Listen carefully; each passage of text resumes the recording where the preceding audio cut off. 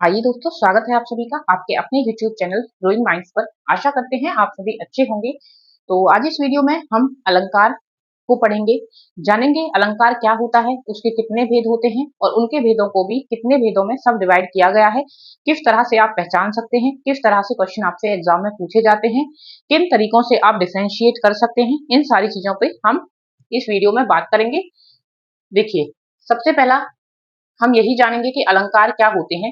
देखिए, अलंकार का दूसरा शब्द आप आभूषण या श्रृंगार भी लगा सकते हैं, या आप ऐसे सोच सकते हैं कि ये किसकी तरह काम करते हैं, ये आपके आभूषण और श्रृंगार की तरह काम करते हैं। किस तरह से? जिस तरह से आभूषण पहनने से या श्रृंगार करने से हमारी शोभा बढ़ती है, आकर्षण बढ़ता है, उसी तरह से जो ये शब्द होते हैं, इनका प्रयोग करने से किसी भी काव्य का जो आकर्षण या शोभा होती है वो बढ़ती है। और क्या होता है, जो काव्य होता है वो पढ़ने में कैसा लगता है, आपका मनोहारी लगता है, बहुत ज्यादा सुंदर लगता है, आकर्षक बनता है, जिसकी तरफ हम उसे पढ़ने के लिए आकर्षित होते हैं, हमें अच्छा लगता है पढ़ने में। ठीक है, तो ये किसका काम करते हैं? आपके आभूषण या श्रृंगार की तरह ही काम करते हैं। जैसे कि एक स्त्री श्रृंगार के बाद काफी खूबसूरत लगती है, सुंदर लगती है, मनोहारी लगती है, उसी तरह अलंकारों का प्रयोग करने से कोई काव्य क्या होता है, बहुत ही शोभाजनक लगने लगता है। तो जो शब्द काव्य की शोभा बढ़ाकर उसे मनोहारी बनाते हैं, वो आपके क्या कहलाते हैं? अलंकार कहलाते हैं। इसे आप किसके पर्याय की तरह ले सकते हैं? आभूषण या श्रृंगार के पर्याय की तरह ले सकते हैं। अब जानेंगे कि अलंकार के भेद कितने होते हैं। देखिए, जब किसी काव्य के अंदर कोई शब्द प्रयोग किए जाएंगे और वो उस काव्य की शोभा बढ़ाएंगे, तो वो दो प्रकार से उसकी शोभा बढ़ा सकते हैं। किस प्रकार? एक तो होगा कि शब्द की वजह से क्या हो, शोभा बढ़े। एक तो शब्द की वजह से शोभा बढ़े और दूसरा क्या होगा, आपका अर्थ की वजह से शोभा बढ़े। ठीक, तो इन्हीं दो बेसिस पे अलंकार के दो बड़े कैटेगराइजेशन किए गए हैं। एक में आते हैं शब्द अलंकार और दूसरे में आते हैं आपके अर्थ अलंकार। ठीक है, शब्द अलंकार कौन से होंगे? जहां शब्द के कारण चमत्कार उत्पन्न होगा वो शब्द अलंकार होंगे, और जहां अर्थ के कारण काव्य में चमत्कार या आकर्षण उत्पन्न होगा वहां आपके अर्थ अलंकार होंगे। ठीक है, किस तरह से ये भी देख लीजिए, हम एक एक उदाहरण इनका देख लेते हैं। मान लीजिए एक बहुत ही प्रचलित आपका उदाहरण है अनुप्रास अलंकार का, जो कि शब्द अलंकार में आता है। तरनी तनुजा तक तमाल तरुवर बहुछाए। तो इसमें जो सारे शब्द थे वो ता से शुरू हो रहे थे मोस्टली। ठीक है, तो उसकी वजह से ये क्या लग रही थी, लाइन काफी ज्यादा आकर्षक लग रही थी। तो यहाँ क्या मतलब हुआ कि ये जो शब्द था, ये जो आपका वर्ण था, इस वर्ण से बने जो शब्द थे, बार बार इसके रिपीटेशन से क्या हो रहा था, जो काव्य था या फिर जो ये लाइन थी वो सुंदर हो रही थी, या फिर उसकी तरफ हम आकर्षित हो रहे थे, वो हमें अच्छी लग रही थी, थोड़ी अलग लग रही थी। तो यही हमारे क्या होते हैं, शब्द अलंकार होते हैं। अब देखिए, शब्द अलंकार के अंदर भी अलंकार का कैटेगराइजेशन है। उसके अंदर कौन से आते हैं? एक अनुप्रास अलंकार आता है, एक श्लेष आता है और एक यमक आता है। मेनली ये तीन टाइप हम किसके अंदर पढ़ेंगे? आपका शब्द अलंकार के अंदर पढ़ेंगे। वहीं पे अगर हम बात करें अर्थ अलंकार की, तो देखिए, जहां अलंकार में जहां जो शब्द होगा उस शब्द की वजह से नहीं, उसके अर्थ की वजह से क्या होगा, चमत्कार उत्पन्न होगा, या जो काव्य होगा वो आकर्षक लगेगा, तो वहां आपका कौन सा अलंकार होगा? वहां आपका अर्थ अलंकार होगा। जैसे कि कोई भी एग्जाम्पल आप यहां से ले सकते हैं, पीपर पात सरिष मंडोला। पीपर पात सरिष मंडोला, तो ये आपका उपमा अलंकार का उदाहरण है। यहाँ पे शब्दों की वजह से चमत्कार उत्पन्न नहीं होता या ये काव्य आकर्षक नहीं लगता। यहाँ पे जो सुंदरता बढ़ा रहा होता है काव्य की, वो शब्दों का अर्थ होता है। क्या होता है? अर्थ होता है, जिसकी वजह से काव्य की सुंदरता बढ़ती है। तो ऐसे शब्द आपके क्या कहलाते हैं? अर्थ अलंकार कहलाते हैं। अर्थ अलंकार के अंदर आप मेनली उपमा, रूपक, उत्प्रेक्षा और मानवीकरण, ये चार अलंकार पढ़ेंगे। देखिए, तीन यहाँ शब्द अलंकार के अंदर और चार यहाँ, तो टोटल मेन हम 7 अलंकार तो यहाँ पे पढ़ेंगे। इन्हीं के साथ में हम कुछ अतिरिक्त अलंकार भी पढ़ेंगे, और आजकल तो क्वेश्चन इनको छोड़ के ज्यादातर यहाँ से पूछा जाने लगा है। विवक्षा अलंकार हुआ, वक्रोक्ति अलंकार हुआ। हालांकि मेन जब हम स्कूलिंग में भी पढ़ते हैं तो हम ये 7 और इसके साथ में एक अतिशयोक्ति अलंकार और पढ़ा जाता है। तो ज्यादातर ये 8 ही अलंकार पढ़ते हैं, लेकिन यहाँ हम क्योंकि एग्जाम पॉइंट ऑफ व्यू से पढ़ रहे हैं, तो अगर आप स्कूलिंग के लिए पढ़ रहे हैं तो आपके लिए बेस्ट है ही है, लेकिन ये टारगेटेड है एग्जाम पॉइंट ऑफ व्यू से, तो छोड़ेंगे हम कुछ भी नहीं। जो एक्स्ट्रा आपके अलंकार हैं, वो कुछ अतिरिक्त अलंकार भी हम इन अलंकारों को कवर करने के बाद में कवर करेंगे। तो चलिए देखते हैं, विस्तार से जानते हैं पहले शब्द अलंकार को। इस वीडियो में हम सिर्फ शब्द अलंकार के बारे में बात करेंगे, इसके जो टाइप्स हैं उन्हें अच्छे से जानेंगे। नेक्स्ट वीडियो में अर्थ अलंकार, और उससे नेक्स्ट वीडियो में हम जो अतिरिक्त अलंकार हैं उन्हें अच्छे से पढ़ेंगे। एक साथ अगर आपको सारा करा दिया जाएगा तो आपके माइंड में ये मैशअप हो जाएगा, इसलिए हम धीरे धीरे अच्छे से विस्तार से इन डिटेल उदाहरण के साथ में इन्हें पढ़ते चलेंगे। तो आइए देखते हैं शब्द अलंकार को।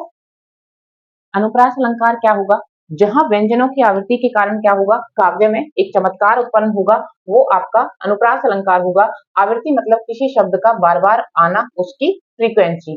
ठीक है, उदाहरण देखिए, वहां से आपको अच्छे से समझ आएगा। चारू चंद की चंचल किरणें खेल रही थी जल थल में, तो चारू चंद की चंचल किरणें में क्या है, च जो वर्ण है उसकी क्या हो रही है, आवृत्ति बार बार हो रही है। और यहाँ अगर आप देखें तो खेल रही थी जल थल में, लय वर्ण की आवृत्ति है जो वो क्या हो रही है, बार बार हो रही है, जिसकी वजह से ये वाक्य हमें देखने, सुनने में, बोलने में क्या लग रहा है, थोड़ा सा मनोहारी लग रहा है, अच्छा लग रहा है। तो यही अनुप्रास अलंकार का काम होता है। और अनुप्रास अलंकार कौन से अलंकार में आता है, शब्द अलंकार में। शब्द में क्यों, क्योंकि यहाँ इन शब्दों की वजह से ही क्या हो रहा है, वाक्य के अंदर चमत्कार उत्पन्न हो रहा है। नेक्स्ट एग्जांपल, चमक गई चपला चमचम। तो देखिए बार बार क्या है, चमक गई चपला चमचम, जो चा वर्ण है वो आपका बार बार रिपीट हो रहा है। विमल वाणी ने वीणा ली, विमल वाणी ने वीणा ली, तो यहाँ वे वर्ण जो है वो आपका बार बार रिपीट हो रहा है। तो जब इस तरह से एक वाक्य में कोई एक व्यंजन या दो व्यंजन या कितने भी व्यंजन हो सकते हैं, अगर वो बार बार रिपीट हो रहे हैं और उस रिपीटेशन की वजह से वो वाक्य थोड़ा अच्छा लग रहा है, आपको उसे बोलने में, देखने में अच्छा अनुभव हो रहा है, तो कहीं ना कहीं वो आपका कौन सा होगा, अनुप्रास अलंकार होगा। उसी प्रकार से मधुर मधुर मुस्कान मनोहर, देखिए सभी में क्या है, मैं वर्ण की आवृत्ति है। मनुज वेश का उजियाला आदि, तो क्या है इसके अंदर, किसकी आवृत्ति है, आपकी मैं वर्ण की आवृत्ति है। उसी प्रकार मैंने आपको एक और एग्जांपल बताया था, करनी तनुजा तत्समाल, जहां पे किसकी, तय वर्ण की आवृत्ति आपको बार बार देखने को मिलती है। तो जो इस तरह के वाक्य होंगे जिसमें किसी एक व्यंजन की या ज्यादा व्यंजनों की आवृत्ति आपको देखने को मिलेगी, जिसकी वजह से क्या आ रहा होगा, वाक्य के अंदर एक अच्छा अनुभव आपको हो रहा होगा, देखकर सुनकर एक तरह से, तो वो आपका क्या होगा, आपका अनुप्रास अलंकार होगा। तो चलिए अब हम अपना श्लेष और यमक अलंकार को देखते हैं। यमक अलंकार क्या होगा, देखिए जहां एक शब्द बार बार आएगा लेकिन उसका अर्थ क्या होगा, हर बार अलग होगा। ठीक है, वहां आपका कौन सा अलंकार होगा, वहां आपका यमक अलंकार होगा। अभी इससे पहले आपने अनुप्रास अलंकार को जाना, वहां पर क्या था, वहां पर एक व्यंजन की आवृत्ति क्या हो रही थी, बार बार हो रही थी। ठीक है, यहाँ पर क्या होगी, यहाँ पर देखिए पूरा शब्द है, एक तो व्यंजन नहीं है, वहां सिर्फ व्यंजन की आवृत्ति थी। शब्द की आवृत्ति बार बार होगी, एक शब्द बार बार आएगा लेकिन उसका अर्थ बदल जाएगा, हर बार उसका अर्थ क्या होगा, अलग होगा। वहां आपका कौन सा अलंकार होगा, यमक अलंकार होगा। किस तरह से, पहला एग्जाम्पल देखिए, कनक कनक ते 100 गुनी, मादकता अधिकाय, वाह खाए बोराए जग, या पाए बोराए। इसका मतलब समझते हैं। देखिए यहाँ एक कनक शब्द जो है वो दो बार आया है, क्लियरली ये चीज आपको दिखाई दे रही होगी। तो एक कनक का मतलब तो है सोना या फिर धन दौलत लगा लीजिए। ठीक है, एक कनक का क्या मतलब है, सोना या फिर धन दौलत, सोना मतलब गोल्ड। ठीक है, और एक कनक का मतलब होता है धतूरा, एक नशीला पदार्थ। ठीक है, तो दो बार कनक आया, दोनों बार कनक का अर्थ क्या था, अलग था। क्या मतलब है लाइन का, कनक कनक ते 100 गुनी, मादकता अधिकाय, अधिकाय मतलब अधिक होता है, मादकता यहाँ मद का मतलब होता है नशा, क्या होता है, नशा। तो ये लाइन क्या कहती है कि कनक कनक ते 100 गुनी, मादकता अधिकाय, सोना या धन दौलत का जो नशा होता है वो अधिक होता है, किससे, धतूरे से या नशीले पदार्थों से। जो कनक होती है, ये वाली कनक जो कि सोना या धतूरे, सोना या धन दौलत के लिए प्रयोग की गई है, उसका नशा ज्यादा होता है, किससे, इस वाली कनक से, जिसका मतलब क्या है, आपका धतूरा। तो दो बार कनक शब्द आया, दोनों बार उसका अर्थ क्या था, अलग था, कि कनक कनक ते 100 गुनी, कनक सोना या धन दौलत में ज्यादा नशा होता है धतूरे से। वाह खाए बोराए जग, इससे तो सिर्फ खाने से ही बोराता है। ठीक है, इसे तो जब वो खाता है तो ही बोराता है, लेकिन अगर धन दौलत या सोना उसे पा भी जाए या वो उसका लालच भी कर ले, सोच भी ले, तो उसी से क्या हो जाता है, वो बोराने लग जाता है। मान लीजिए आपके पास कोई बहुत सारा पैसा आया भी नहीं है, सिर्फ आने वाला है, तो भी आप क्या हो जाएंगे, बोरा जाएंगे। लेकिन धतूरे को देखकर सिर्फ या सोचकर आपको नशा नहीं हो सकता, लेकिन धन दौलत और सोने को देखकर सोचकर भी आपको क्या हो सकता है, नशा हो सकता है। तो यहाँ दो अर्थ से हमारा उतना कोई लेना देना नहीं है, हमें जो समझना है वो ये समझना है कि कनक यहाँ पे दो बार प्रयोग किया गया और दोनों बार इसका क्या था, एक अलग अर्थ था। तो जो इस तरह के वाक्य होते हैं उनके अंदर जो ये आवृत्ति होती है शब्द की बार बार, तो इसे क्या कहा जाता है, इसे यमक अलंकार कहा जाता है। नेक्स्ट एग्जांपल है, तीन बेर खाती थी वह तीन बेर खाती थी। सबसे पहले हम इसमें देखेंगे क्या चीज, आवृत्ति किस चीज की हो रही है, क्या चीज बार बार आ रही है, तीन बेर और तीन बेर। देखिए यहाँ एक तीन बेर का मतलब तो टाइम से है, टाइम से किस तरह, कि आप कितनी बार खाते हैं। ठीक है, मान लीजिए आपने सुबह खाना खाया, फिर आपने दोपहर को खा लिया, फिर आपने शाम को खा लिया, तो आपने कितनी बार खा लिया, तीन बार, उसी को कहा जाता है तीन बेर।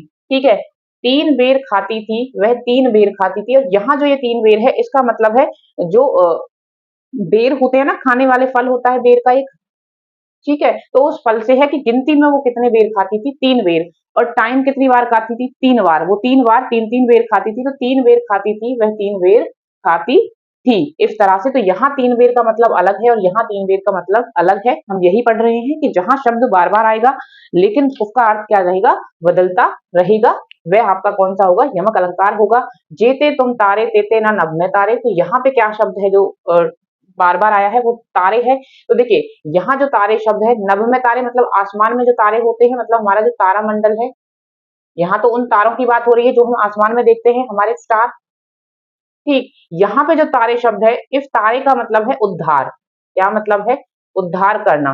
ठीक है, कि जेते तुम तारे, जितनों का उद्धार आपने किया है ना भगवान जी, उतना तो नभ में भी तारे नहीं है। आप कृष्ण जी के लिए कह सकते हैं, ठीक है, कि जेते तुम तारे तेते ना नभ में तारे, जितनों का उद्धार आपने किया है उतना तो हमारे तारामंडल में भी तारे या नभ में भी तारे नहीं है। तो तारे शब्द सेम शब्द है, दो बार आया, यहाँ अलग अर्थ था, यहाँ अलग अर्थ था। कौन सा अलंकार होगा आपका, यमक अलंकार होगा। आगे है काली घटा का घमंड घटा, तो यहाँ घटा जो शब्द है वो दो बार आया। यहाँ जो घटा है उसका मतलब है कम होना, ठीक है। और यहाँ वो घटा की बात हो रही है जो आप आसमान में आपको बादलों की घटा नजर आती है उसका, कि काली घटा का घमंड घटा। तो घटा शब्द दो बार आया, दोनों बार इसका क्या था, अर्थ अलग था। तो ये आपका कौन सा होगा, यमक अलंकार होगा। आई होप आपको यमक अलंकार समझ आया होगा। इसी तरह से कुछ और एग्जाम्पल भी हैं, जैसे कि माला फेरत जुग गया, भया न मन का फेर, कर का मन का डारी के, मन का फेर। तो यहाँ बार बार एक शब्द आ रहा है, क्या, मन का। तो यहाँ जो ये मन का शब्द है इसके भी क्या होंगे, अलग अलग अर्थ होते हैं। जैसे कि ये माला का दाना हो सकता है, या हमारे मन की जो मन का, हमारे मन की भावनाएं हो सकती हैं इसका मतलब। तो इस तरह से शब्द जितनी बार आएगा उतनी बार ही उसका एक अलग अर्थ होगा। तो पर वारो उर्वशी, सुन राधी के सुजान, तू मोहन के उर्वशी। उर्वशी मतलब उसके हृदय में बसी, हवे उर्वशी समान। उर्वशी मतलब एक अप्सरा, तो एक जगह तो है हृदय में बसी उर्वशी का मतलब, और एक जगह है किसी अप्सरा के समान, तो अलग अलग हो गया ना मतलब। इसी तरह से यमक अलंकार में क्या होगा, शब्दों का मतलब अलग अलग होगा। तो चलिए आइए अब हम अपने शब्द अलंकार में से एक जो अलंकार हमारा रह गया है श्लेष अलंकार, उसको देख लेते हैं। देखिए श्लेष अलंकार को देखते हैं। श्लेष का मतलब होगा चिपकना। क्या मतलब बनता है यहाँ, कि एक शब्द एक ही बार आएगा लेकिन उसके एक से अधिक अर्थ निकाले जा सकते होंगे। एक शब्द सिर्फ एक बार आएगा लेकिन अर्थ उसके अलग अलग निकाले जा सकते होंगे। मतलब क्या हुआ कि एक ही अर्थ, एक ही शब्द के साथ में उसके अलग अलग अर्थ आपको चिपके हुए मिलेंगे। किस तरह से, एग्जाम्पल देखिए। पहला एग्जाम्पल है, आप चाहे कुछ भी कहें, मैं तो इसे जगदीश की ही कृपा मानता हूं। तो यहाँ जो जगदीश शब्द है उसके देखिए दो मतलब हो सकते हैं।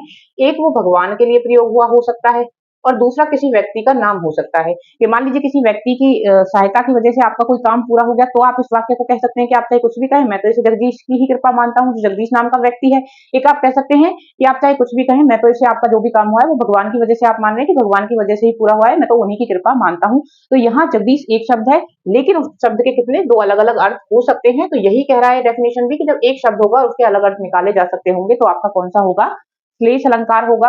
नेक्स्ट एग्जांपल देखिए, जो रहीम गति दीप की, कुल कपूत गति सोए, वारे उजियारो करे, बढ़े अंधेरो हो। तो यहाँ क्या कह रहा है, कि जो रहीम गति दीप की, जो दीप की गति होती है, दिए की गति होती है, वैसी ही गति किसकी होती है, कुल कपूत की। अच्छा, मतलब जो कोई बच्चा एक कुल में जन्म लेता है उसकी गति भी वैसी ही होती है। किस प्रकार, बारह उजियारो करे, अगर दिए को जला दिया जाए, तो एक मतलब है जलाना यहाँ पर, कि अगर दिए को जला दिया जाए तो उससे क्या होगा, उजियाला हो जाएगा। उसी तरह से यहाँ वारे का मतलब है बचपन का बढ़ना बच्चे का, ठीक है। तो जैसे जैसे बच्चा बढ़ता जाता है क्या होता है, उजियारा होता आता है। तो यहाँ वारे शब्द के कितने मतलब बने, दो शब्द बने, एक जलाना, एक बचपन, और उसका बढ़ना बचपने का।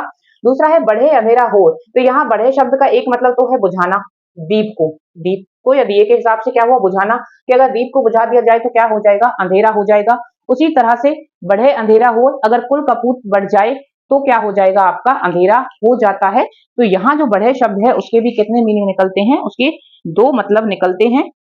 एक है बुझना और दूसरा बड़े होने पर। जैसे बचपन में बच्चा होता है तो उसके होने से एक अलग उजाला, एक अलग रौनक होती है, लेकिन वही बच्चा जब बड़ा हो जाता है तो क्या हो जाता है, अंधेरा हो जाता है, वो रौनक एक तरह से खत्म हो जाती है। तो यहाँ बड़े शब्द के भी दो मतलब हैं, दिए के हिसाब से बुझाना, और कपूत या बच्चे की जो बच्चा है उसकी वजह से भी, उसके हिसाब से उसका बड़े होना।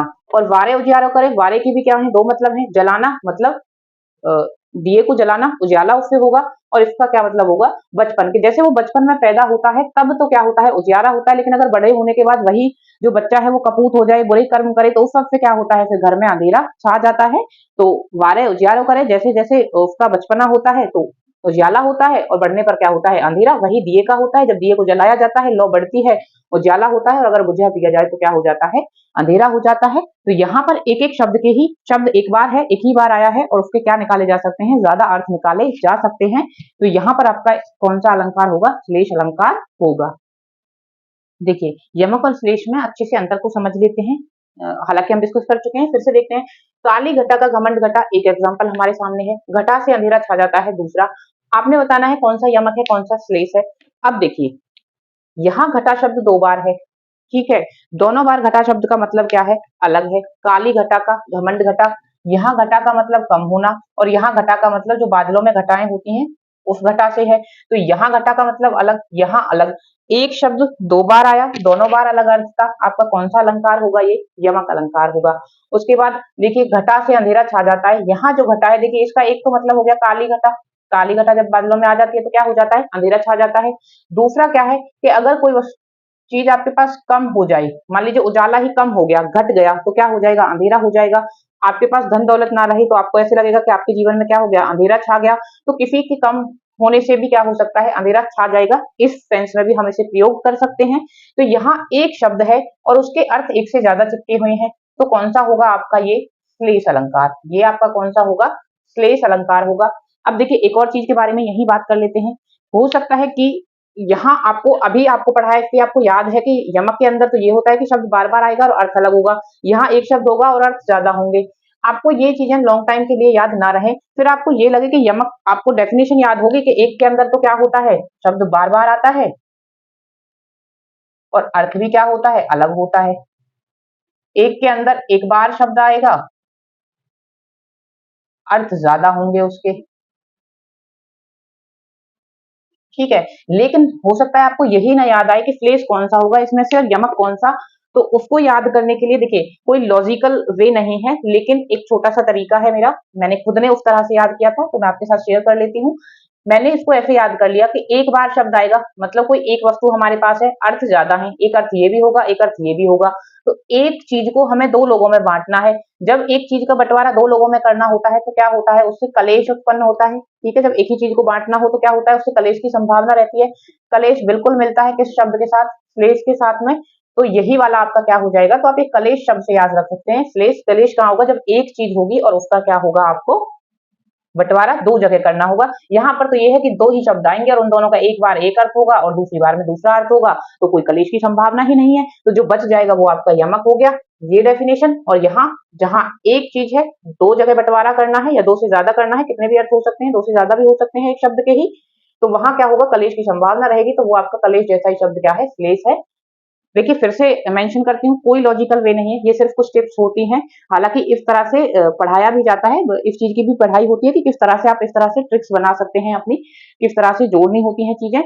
तो आप इस तरह से, अगर आपको सुटेबल लगे, कंफर्टेबल आप हो, तो आप याद कर सकते हैं। आपको ऐसे ही डेफिनेशन याद रह जाती है या पहले से याद है क्योंकि आप स्कूल से पढ़ते आ रहे हैं, तो अच्छी बात है, आप वैसे ही याद रखिए।